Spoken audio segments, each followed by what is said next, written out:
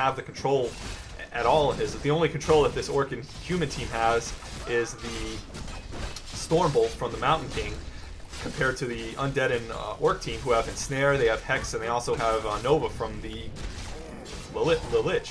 So the orc and undead, right now, this is their prime. They have a good amount of grunts, they have a good amount of fiends. They're able to really keep the pressure on this orc space while we're waiting for this orc, the other orc, the yellow orc, to get his tech out before he can actually pose more of a threat. So he's going to have to play very, very defensively here, and the orc and undead team are going to have to try to really not lose a lot of units here. They want to keep the pressure on at this point and try to cancel some buildings, but right now they're really putting some focus on hero kills here. Really, really close kill by the, coil save there by the Death Knight on the Lich. Mountain King Stormbolt would have killed him instantly, but now the Lich is running back, and was trying to run back towards the space through his friend's army, but he was getting killed there. So you see how not effective Shockwave is. As soon as that Shockwave was cast, you noticed a healing wave came off from the other team, so that basically canceled the effects of any Chain Lightning or Shockwave. You also notice that the Orc player has opted for level 2 Wolves other than level 2 Chain Lightning in this situation. So having level 2 Chain Lightning and level 1 Shockwave would have been a little bit more effective against the lower HP Tier 1, but you don't really have low HP Tier 1 here. You have Fiends and Grunts, so definitely a good decision to go Wolves over that, because Wolves really tear Fiends up, and if you control your Wolves to target the Fiends, having that normal damage and chance to critical strike are really going to hurt them. So now the Orc and Human team have their casters out. Now we're going to have Slow introduced, and we're also having Stasis Traps from the Witch Doctor. So the Orc and Undead team are forced to retreat. They don't have, looks like the Orc lost a good amount of his Raiders, or he's had to pull a few of them back. So he's not able to fight right now, and the Undead lost a good bit of Fiends. So they're playing a little bit more defensively at this point. Again, having to retreat now. See how it's kind of back and forth when each team gets the units that they need, and they don't even need more than one. I mean, you see one Witch Doctor and 1 or 2 Sorceresses now coming out. Now that's made a change. You notice also that the human player has opted to change from the footman production to rifles, and he actually did that while he was helping defend that Orc player's base. And this basically is the same principle between the advantages to having the Orc meat, which is the Grunts, and the Fiend focus fire. This is the ranged focus fire units you're going to see from the human is going to be the rifle. So definitely a good decision here. Rifles are also going to serve as kind of an anti-air counter, just kind of a preemptive anti-air counter in case they have to deal with anything, in which they are going to have to deal with it.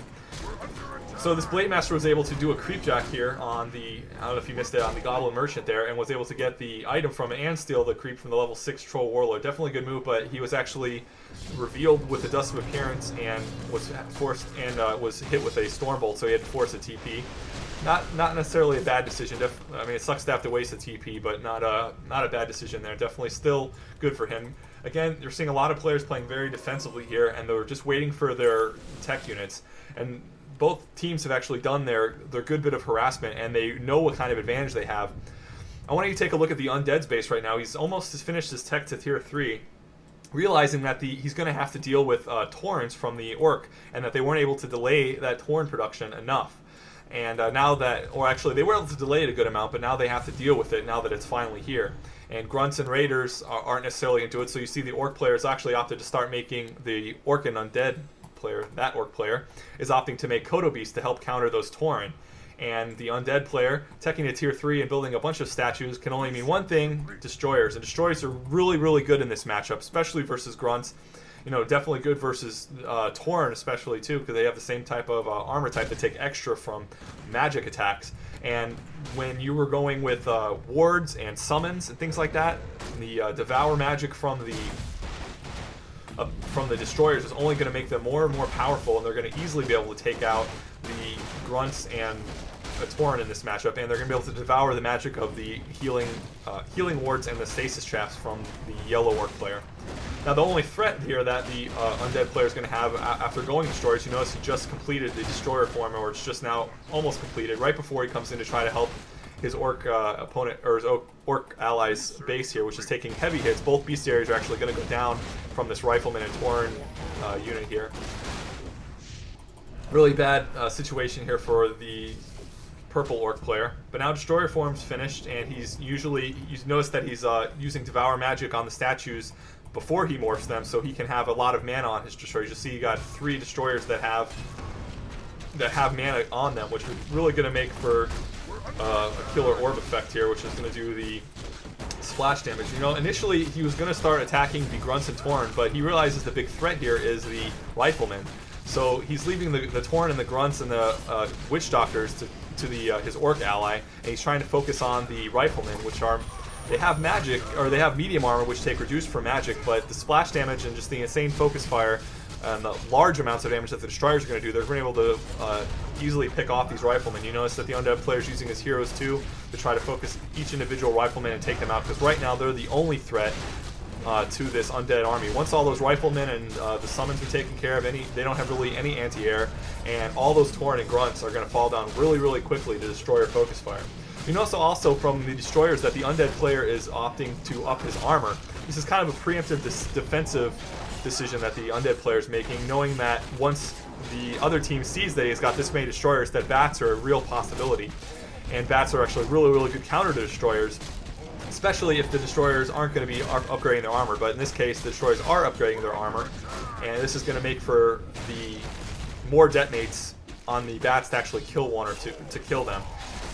Actually, no destroyers have fallen right now, so this is just really, really good. The destroyers are really tearing up. This game is just really going insane here. And now we're going to see some forced teleports. Those teleports are a little bit late. You know, the human player has lost all his riflemen, pretty much all his army, and only going to be able to save his 2 heroes. And the orc lost all his Tauren that he's built, so this is really going to really hurts them to have to TP and have lost that battle there.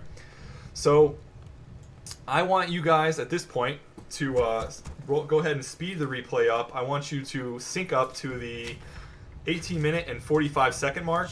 So whatever you guys have to do to get there, I'm going to go ahead and just sync myself up there right now. So there's just a lot of creeping going on. So get synced up to the 18-minute and 45-second mark, and then pause it, and then drop it down to 1x speed again. Just a lot of downtime here since both players are creeping and trying to refortify their army. Just a little bit of hits, not a lot of action, not a lot of stuff to talk about, so I want to try to save some time since this is a pretty long replay. Again, we're looking for 1845. Try to sync up to your the replay there, and then pause it, and then I'll give you guys a walk down in a second here. I'm actually going to talk a little bit more about the game while we're waiting to get synced up there.